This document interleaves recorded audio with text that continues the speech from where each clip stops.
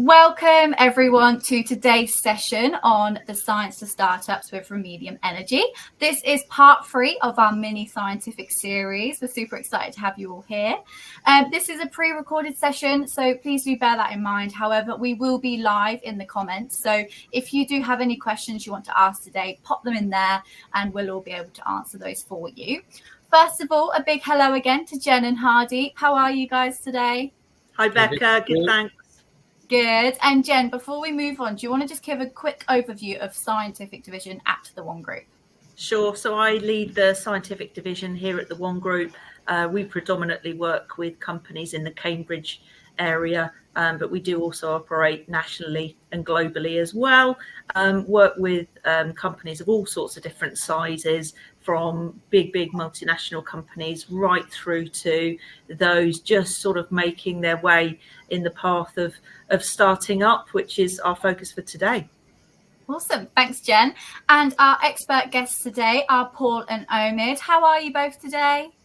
Hi there. I'm fine, thank you. Good. Yeah, good to be here. Thank you. Awesome. Thanks for joining us today, guys. So with that in mind, let's dive straight into today's topic. So Jen, over to you with your first question. Thanks a lot, Becca. Morning, everybody. So yeah, as you can see, we've got Paul Mantle and Omid Sag Hafifa with us today. I hope I said that right, Omid. So Paul, you're somebody I've known for quite a few years now. Bit of a specialist in commercialising new technology. Also the NED of Cambridge Raman Imaging. Somebody who's very well connected in Cambridgeshire and knows quite a few of the different startups. So Paul, I wanted to talk to you first of all, if that's okay. Could you just give us a quick introduction to kind of who you are and what you do? Well, so my background, I'm a chemist. I've worked in several large businesses and smaller ones around the world. In fact, I've lived in 6 different countries, so I've got a sort of broad understanding of technology businesses and funding. Excellent. So brought you here today, Paul, really because you're so familiar with startups and what it takes, and you've been through lots and lots of challenges. So I wanted to ask you what some of those challenges are that probably all startups face, first of all. Yeah, so of course there are a number of things which are common to all businesses, and I'd say that the first thing is really about knowing about yourself, knowing about your company, and looking at a few inside that, looking at a few questions you need to deal with. Well, most VCs, and this is where you're going to get money from, will get perhaps up to 1,000 new venture ideas every year sent to them, and might only fund 2 or 3. So the odds are against you. You've really got to know about your business. If a venture fund were to fund 20 ventures, maybe one of those will be successful, super successful, a unicorn, billion-dollar business. 3 others will just survive and 16 will die. Wow. Which means that the one that's successful really needs to return at least 10 times the original investment, preferably 20 or more. Otherwise, they're not going to risk the investment. The other side of that is you can see that perhaps 19 of their investments will go wrong, which tells you that VCs are no better at choosing winners and losers than you or I. The challenge is to convince them that you're the one that they should be investing in. Second part of that is to understand what kind of business you're in, because, for instance, software is going to return 30 or 40 times its investment, possibly in months. Whereas if you're in electronics, it might take 5 years or 7 years in order to get a decent return on your investment. Medical technology could take you 10 or 12 years. An FDA approval can cost really millions. So you need to understand what kind of business you're in. And a challenge to the listeners will be, after hearing from Mohammed, what business do you think Remedium is in? That's a more difficult question than you might think. Yeah. So we'll get to that bit in a few minutes. In a bit. Speak to him. Yeah. Still in the knowing your own business part, understand what your intellectual property is. You have to know what it is. You have to protect it. You have to understand it's going to cost you money. So getting a patent's going to cost you about 6K. And 6K, after about wow. 18 months, yeah, £6,000, something like that. And then after the first 18 months, you've got to start investing in country cover. And so you're looking at least £20,000 per year. So you need money. And the simplest question, which you probably think you already know the answer to, is who owns your company? Who runs it? Who's got the loudest voice? And how much of your equity are you willing to give up in order to get funded? So I think I'll stop there. I mean, these are the things you need to know about yourself. Does it all make sense, Jen? Yeah, definitely. Can you tell us a little bit more about the processes of obtaining a license for the IP and the terms around there? You know, what should be reasonable? Yeah. So interesting enough, we're actually just going through this process, so I can tell you this is hot off the press. If your IP is registered with a university or through a university, then it's probably best to let them do it. They know how to do it. They've got the money, and they'll get it done properly for you. Yeah. To start with your IP office, get a draft license out of them. The problem is how to get the IP back from your university after they've registered it. And as Mohammed will understand or know, that's not always so easy. So get yourself a lawyer. Yeah. Get the lawyer to comment on the license agreement. Don't ask your lawyer to negotiate it for you, because then they'll charge you by the hour and it gets really expensive. Get their comments and then negotiate it for yourself. Once you're in contact with the university office, explain to them how your business model works, how you generate revenue streams. And of course, explain to them how your margins will be really thin and life will be really difficult, so you can't pay large royalties. Try and get your royalties down to about 1 or 2% of revenue or lower. And then you explain that this is a combination product. So in order to make your products, you need other technologies, and therefore not all of the revenue stream should carry royalties. Ask for a stacking clause. So if you need more than one patent, then the royalties on each patent should be reduced, perhaps by half. Take your time over it. It can take you 3 months, even possibly a year. Take your time, make sure you get the right agreement, because once you've signed it, you're in for it. You have to pay your royalties. It shouldn't cost you anything up front. They shouldn't be charging you anything. But look out for minimum annual fees. They may say, look, you've got to pay a minimum of whatever it is, £10,000 a year. In one license we just saw, they wanted £800,000 a year after the 5th year as a minimum. Yeah, right. The other trick is look out for other income. Some universities like to say, well, you know, if you get income which is not revenue but research fees, then you have to pay a larger proportion of that. So just look out for that. Yeah. So it's a really complicated process and very expensive, and really, really important to get that right, as you said, Paul. Once you've got that IP, how do you protect it? Well, if it's technology, of course, then you want to patent it. You can also get design rights. Copyright arises at the moment you create something, particularly things like software, so you can own the copyright on your software. So any kind of protection that you can get, you should get if you can. Yeah. Wow. Yeah, makes sense. Yeah. Yep, absolutely. And I'll come in here. You mentioned the all important, what somebody else referred to as the F word, funding. How do you go about raising the funding?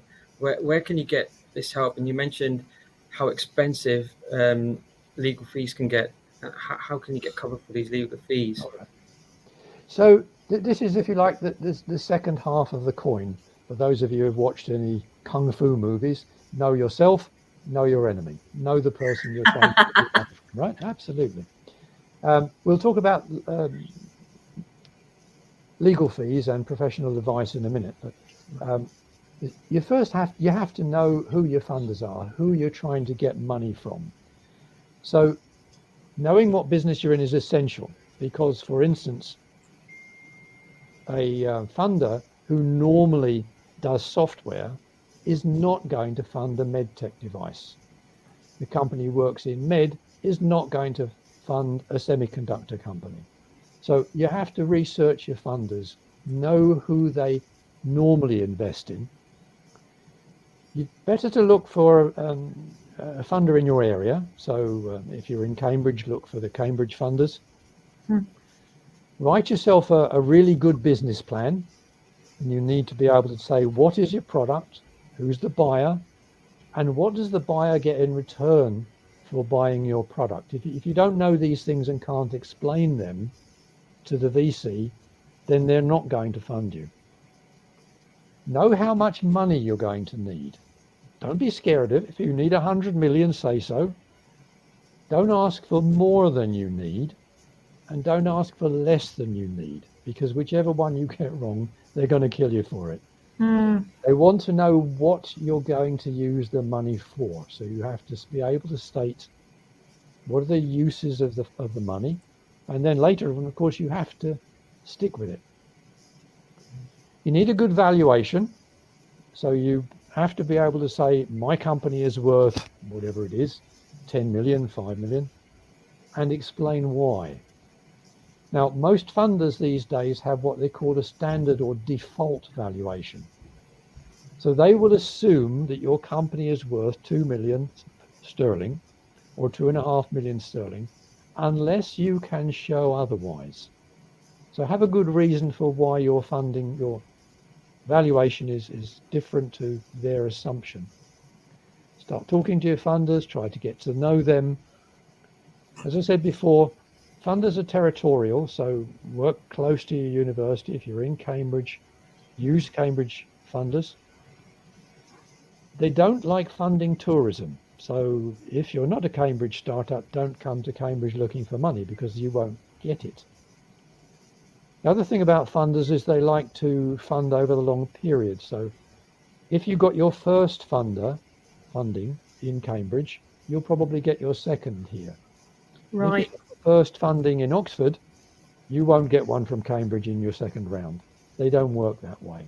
So you're looking for venture capitalists with legs, people who can do your first round and your second round, and possibly longer. Expect that you're going to make 20 to 40 presentations before you're successful. So you need to have a lot of energy. Don't give away equity to third parties unless it's in return for something useful, like money. There are companies around who will offer you a lot of support and help and stuff like that in return for equity. They're generally not worth it. Go for the money. Prepare for yourself a virtual data room, so a folder or an online website where you can store all the data relevant to your company, because funders will want to see it. This is called your virtual data room. What's in your data room is legally important. They can say they've seen it or they haven't seen it, and you can then prove what they've seen and what they've been able to read. If something comes up later and they say, you didn't tell us this, and it's in your data room, you have proof. Lastly, on this subject, investigate what's called the EIS, the Enterprise Investment Scheme. This gives some really good tax advantages to UK funders. Essentially, they don't pay tax on the profit on their shares. So you need to get EIS approval if you can. And it's important that you make sure that you are able to get it, because UK funders will not look at you if you don't have it. I think that's it on the funding side for now. It's a big task and lots of things to learn. But did that make sense so far? Yeah, absolutely. Very much so. It's enormous, isn't it? Minefield. It's a challenge. You have to grow into it. You can't know it all in advance, and that leads you then to the professional advice bit. Yeah. Okay, information is expensive, advice is expensive. Try ignorance, that's even more expensive. So you need to get some professional advice. There are many lawyers in the startup ecosphere. You can meet them at every meeting that takes place with, funders. Find one that you like. One that you think you can work with, because if you don't like them, it won't be much fun. Then arrange a meeting and make sure when you send the email, you tell them this is an exploratory meeting. It is not chargeable. Otherwise, they're going to send you a bill. Once you've explained to them what your business is and what you want to do, ask if they're willing to accept payment after you have received funding. In most cases, they'll agree. They might not be very happy about it. They may be a bit grumpy, but they will normally agree because they know if you haven't got money, you can't pay them. Yeah. Get a written quote, and the quote should say what's included, what's not included, beg your pardon, and when payment is due.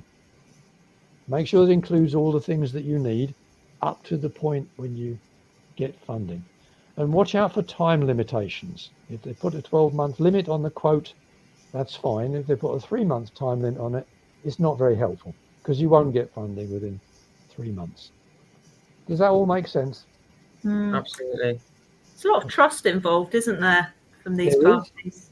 You have to find somebody that you trust, and they've got to trust you as well.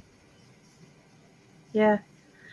So thank you, Paul. That was really, really insightful. Really, it's going to be really helpful to a lot of people that are just starting to navigate this journey and what to do next. So that's really interesting. Thank you.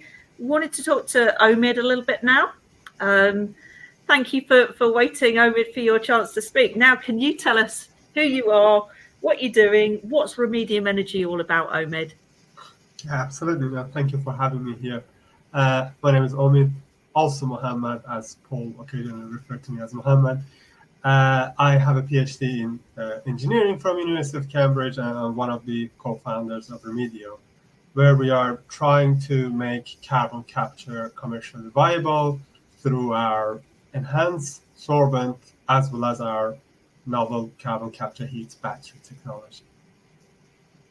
So, Omid, you're essentially an engineer, aren't you? And now that you're going through this journey to get Remedium Energy up and running, before you started to do that, how informed were you about commercialization and all these things that Paul's just told us about? I wasn't aware of it at all. I did my PhD here, and being an entrepreneur or commercializing the technology was not part of my thinking or how I imagine my future will be. I was kind of lucky enough that after my PhD, I myself started working for a startup and experienced firsthand how is the journey, what's the process of the commercializing deep tech scientific technology. And I kind of liked the process, and very slowly I enjoyed it enough that I kind of decided that I want to experience it myself. So yeah, I came back as a postdoc again to Cambridge to explore this further. So it's been a massive learning curve for you, hasn't it?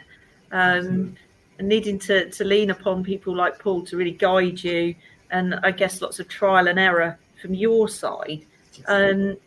I know that you've had some experience with enterprise tech at Cambridge Judge, and also the Impulse entrepreneurship course at the Maxwell Centre. Yes. How helpful were those kind of things to your, which sort of helping you on the journey with Remedium Energy? Did you find a lot of that useful? Oh no, absolutely. They were absolutely brilliant. As I said, I came back as a postdoc, and I didn't know much about. Well, I had some experience with entrepreneurship from my line of working, but I wasn't very familiar with the Cambridge ecosystem and the the helps that is available to us here in Cambridge. So I started doing all those courses. I started first doing Enterprise Tech and then Impulse, and this year I did Enterprise Tech a Star. All were very, very amazing experiences with loads of informative classes. But I think more importantly, the amazing and extremely helpful people that I met during that programs were and also starting to have an access to Cambridge ecosystem were significantly important and priceless. I think enterprise tech is the best for individuals who are at the earliest stage of their entrepreneurship transformation journey, because at that point, with that, you don't need to have an idea. You just go in and see what it's like to be an entrepreneur by working for another startup and developing business model for them. As you start to have your own idea, both Impulse and Enterprise Tech Star can be very helpful for you to basically take an idea that can be as scientific as most of the people here in Cambridge are, and turn it into a business plan, and develop a proper business plan to sort of like start your startup entrepreneurship journey with. Yeah, Impulse is a great idea, and I know, Paul, you've been involved with a few things over at Impulse as well. Obviously, with so many different startups coming out of the university, it's really vital that we've got these kind of initiatives to help people along the way, isn't it? Yes, Impulse is a great system. You get a lot of advice from people who've done it before, so that's useful. Yeah. Well, Omid, you're in the process of doing it. Let's just say if there's an Omid out there right now who's going to be looking at this podcast here. They've got an idea. They want to go out.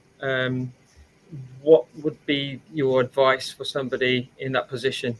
Where to go first and what to do? Well, I mean, my sort of like, I think the one advice I can give is to take advantage of the Cambridge ecosystem. Like, before experiencing this, I had no idea how helpful and how interconnected and amazing are the people here in Cambridge in terms of helping you to turn into a entrepreneur. Because as a scientist, the mindset that we have is slightly different from being an entrepreneur.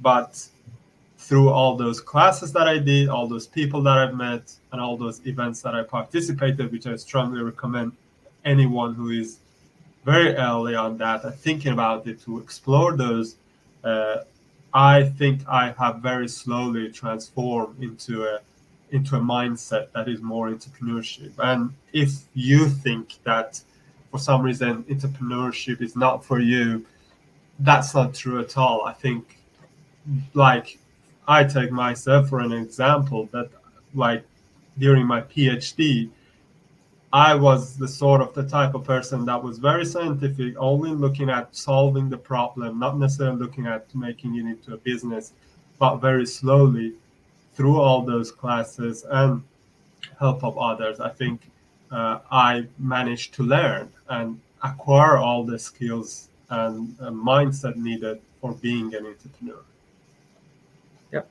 And absolutely, I suppose in tech, if you're solving a problem, there needs to be a commercial aspect to it to drive the funding to make this thing work. Now you were there. You've got this idea. You're looking at who else can you get in your core team that's going to add value to push this thing forward. Now, how do you find, or what do you look for in these people that are going to be co-founders, let's say, and you mentioned you're one of the co-founders. How do you feel about that? Yeah, so excellent questions. I think as a team, we have a set of skills and some gaps for running a startup. And I think the first thing that we did initially with my other co-founder, Moji, was to sit down and think about the skills that we have and can provide, and the gaps that we have. And based on the strategy and the visions that we had for the company, we identify those gaps and try to bring on individuals with right set of skills to fill out the gaps that are needed.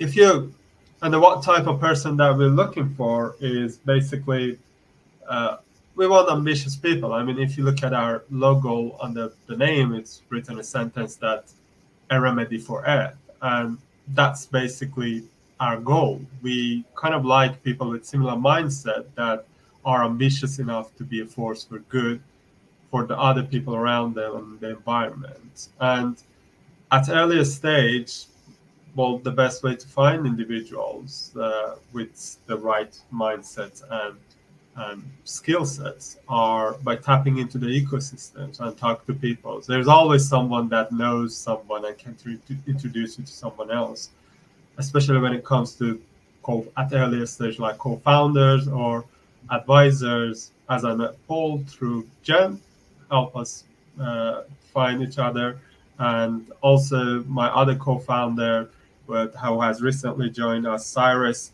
who I met during Impulse. So I guess those are a great opportunity to find other people as well. Yeah, and I suppose bringing in these people, partnering, getting funding, all these things, there's got to be some give. And so on the commercial side of things, and what do you feel about the equity share and maybe the dilution of these that one person would hold dearly, and the fear of losing control? Well, I think this is part of the process. I happily let go of control to someone with more experience or expertise to contribute, because at the end of the day, everyone's goal is the success of the company.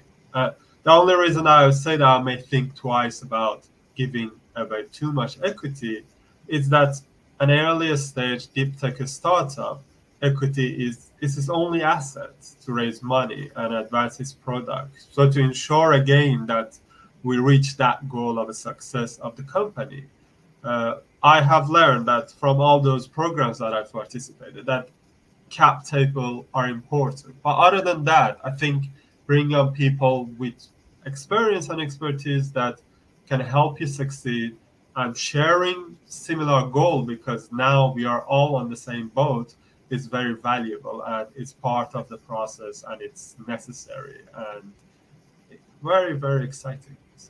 Absolutely. And I can understand that in some cases that can be something that people find hard to deal with, but it's definitely the right, I feel, the mindset to have for the end goal and to achieve the end goal. Yes, absolutely. Amazing. It's everybody's saying the same things. Networks are so important, and there is a lot of help out there, and other people's knowledge is really, really important. And as you said, Omid, it was me that introduced you to Paul through my own networks, and this has been a really, really interesting chat. Thank you so much to you both for joining us today. It's been really, really insightful and helpful. And as I said earlier, I'm sure people are going to get a lot of knowledge from this today. So thank you very, very much from us here at the One Group. Brilliant. Thank you so much, everyone. Jen, Paul, Omid and Hardeep for this discussion. It's been really insightful. I hope everyone found it useful. If you have missed part 1 or 2 of this series, you can head over to our YouTube channel and watch them back there. But if not, that's all for today. And thanks everyone for watching. See you on the next one.